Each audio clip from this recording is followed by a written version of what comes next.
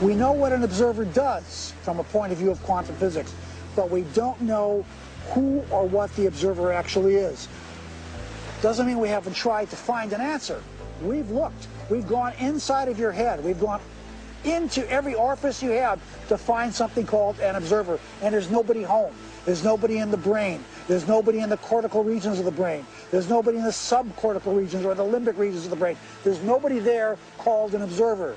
And yet we all had this experience of being something called an observer, observing the world out there.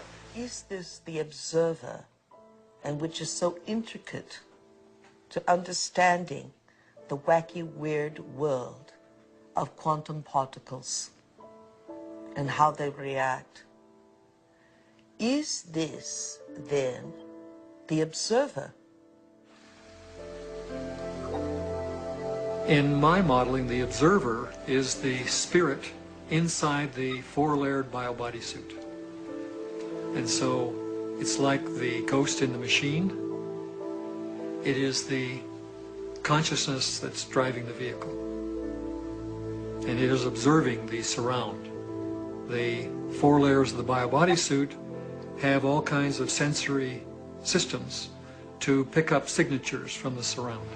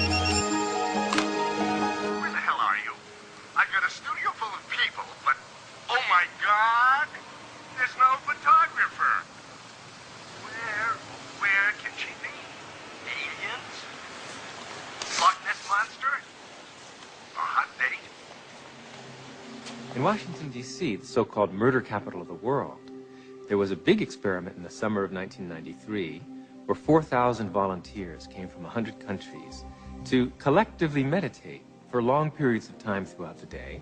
It was predicted in advance that with such a sized group, you would have a 25% drop in violent crime, as defined by the FBI, in Washington that summer. Well, the chief of police went on television saying that, look, it's going to take 2 feet of snow to reduce crime by 25% in Washington, D.C. this summer.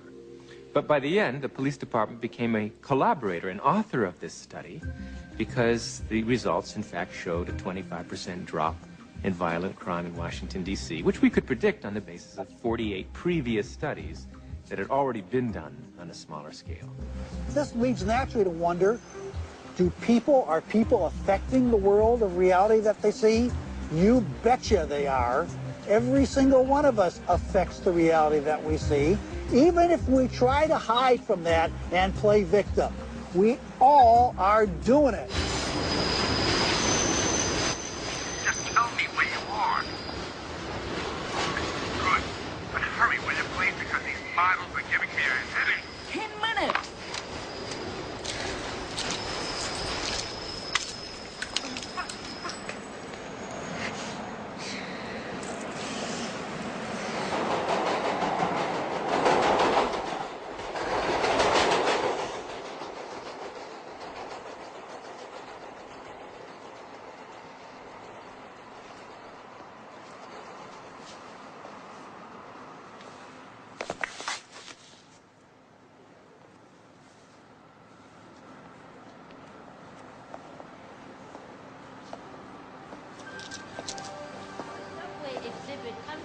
From Japan, and Mr. Masuro Emoto.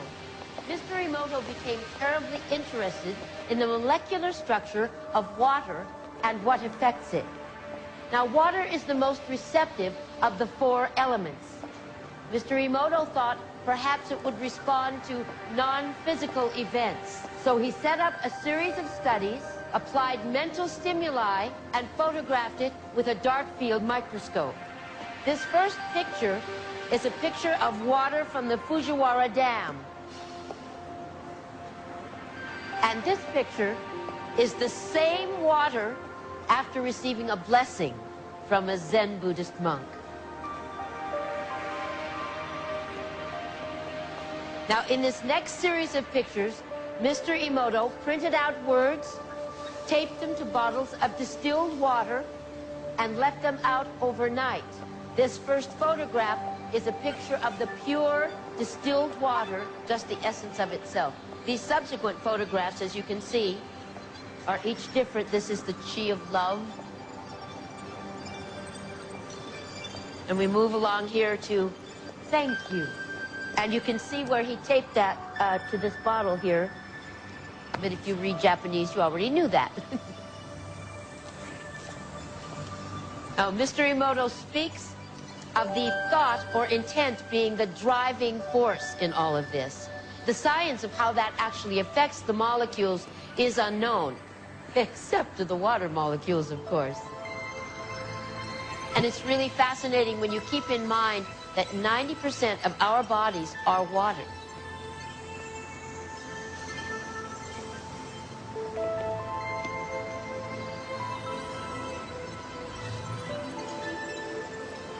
Makes you wonder, doesn't it? If thoughts can do that to water, imagine what our thoughts can do to us.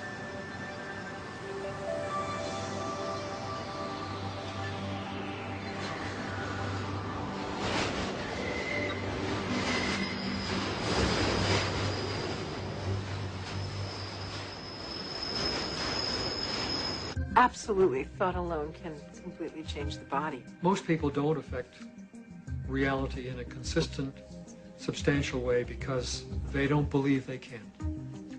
They write an intention and then they erase it because they think that's silly. I mean, I can't do that.